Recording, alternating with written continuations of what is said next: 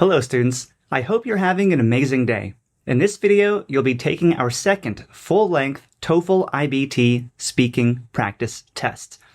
Now, the big difference with this practice test and all of the practice tests that I'm going to be making moving forward is that you can get individualized and comprehensive feedback on your responses for the speaking and writing sections of our TOEFL iBT practice tests on YouTube. The feedback for our speaking practice tests will cover three primary domains. The first being the content of your answers. This includes your main ideas, supporting details, examples, and the organization of your responses.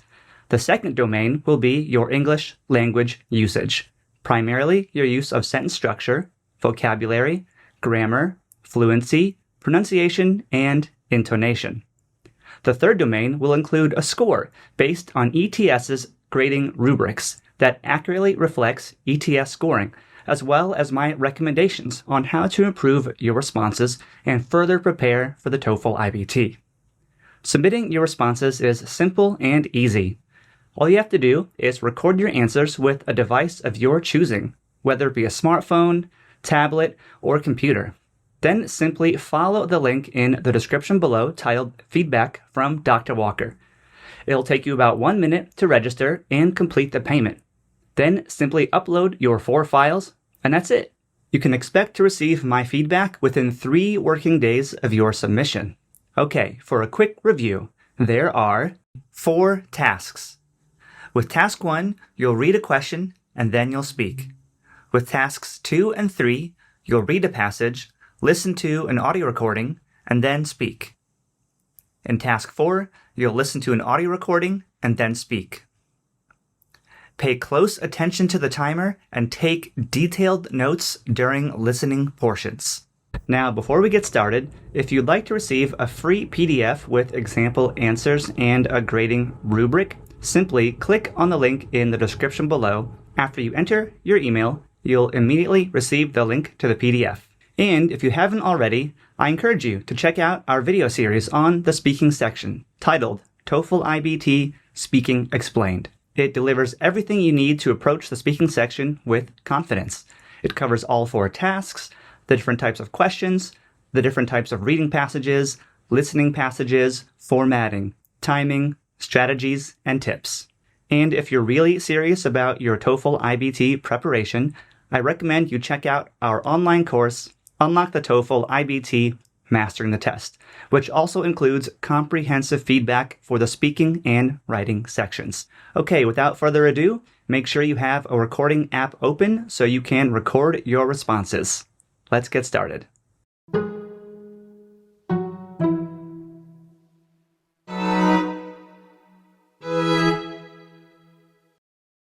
You will be asked a question about a familiar topic. After you hear the question, you will have 15 seconds to prepare and 45 seconds to speak. Some parents believe that teenagers under the age of 18 should not have access to social media apps. Do you agree or disagree, and why?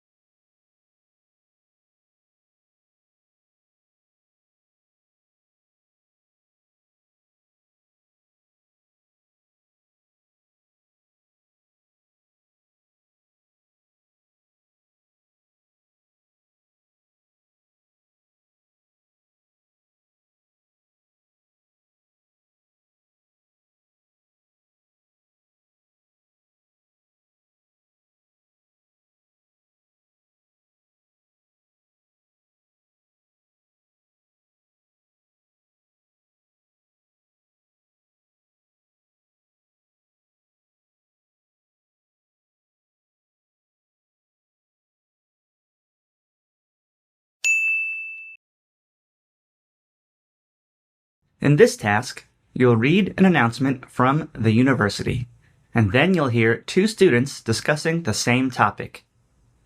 Your task will be to answer a question by combining information from both the reading passage and the conversation. Once the question is presented, you'll have 30 seconds to prepare your response, followed by 60 seconds to present your answer orally. You'll have 45 seconds to read the university announcement. Begin reading now.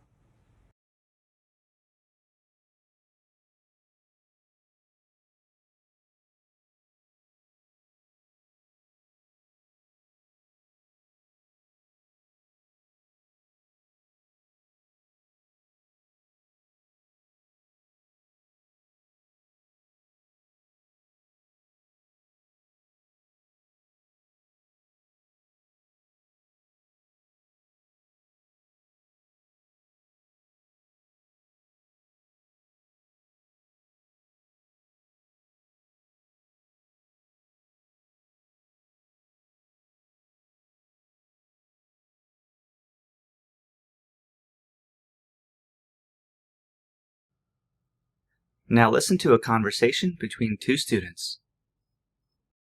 Hey, did you see the university's new announcement? Campus vendors won't be giving out plastic bags anymore. Yeah, I saw it. Honestly, I don't know how I feel about it. Isn't that just going to be inconvenient? Maybe a little at first, but I think it's a great step. Less plastic means less trash around campus and fewer bags ending up in the creek or blowing across the quad. I get that, but sometimes I just forget to bring a reusable bag. What am I supposed to do then? You could keep one in your backpack or get one of those foldable ones. They hardly take up space. I guess. I just think it's annoying that they're forcing it on everyone. I see your point, but sometimes real change needs a little push. Plus, we all benefit from a cleaner, greener campus in the long run. Maybe you're right. I'll give it a try. The woman expresses her opinion about the university's announcement concerning plastic bags. Explain her opinion and the reasons for having that opinion.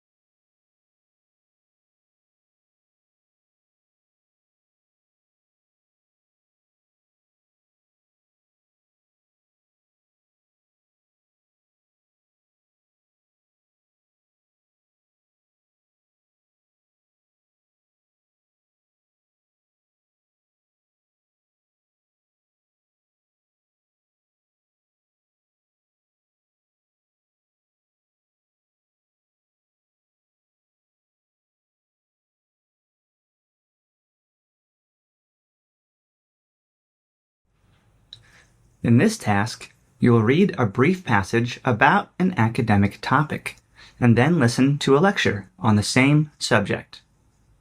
Afterward, you'll answer a question based on the information from the reading passage and the lecture.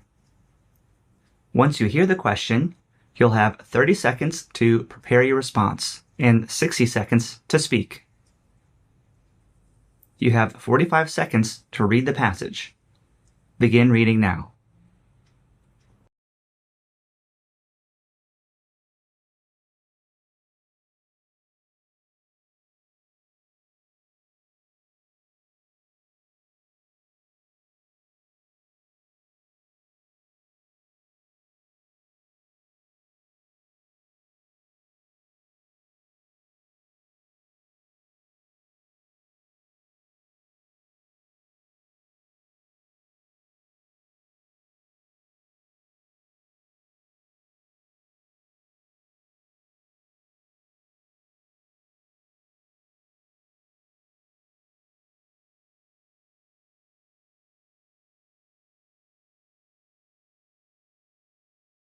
Now, listen to the lecture.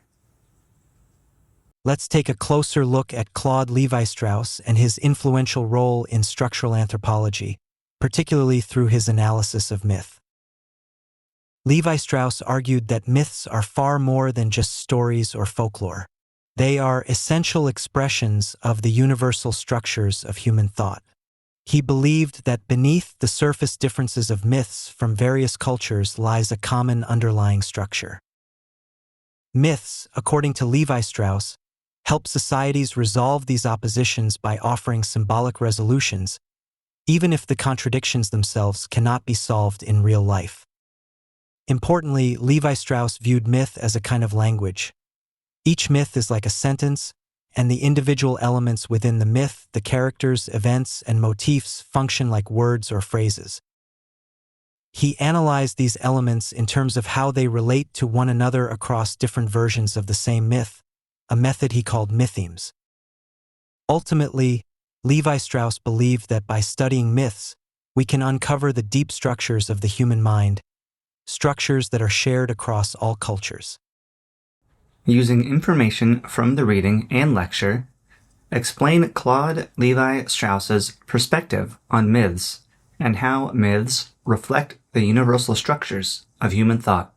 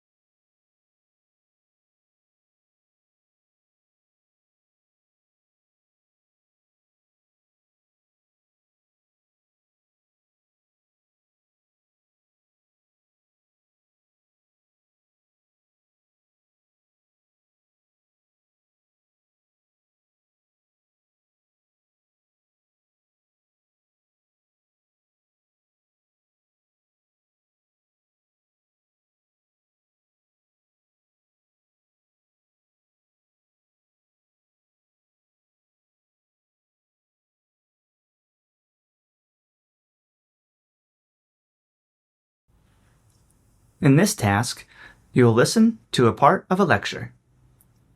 After listening, you will be asked to summarize key information from the lecture. After you hear the question, you will have 20 seconds to prepare your response and 60 seconds to speak. Now, listen to the lecture.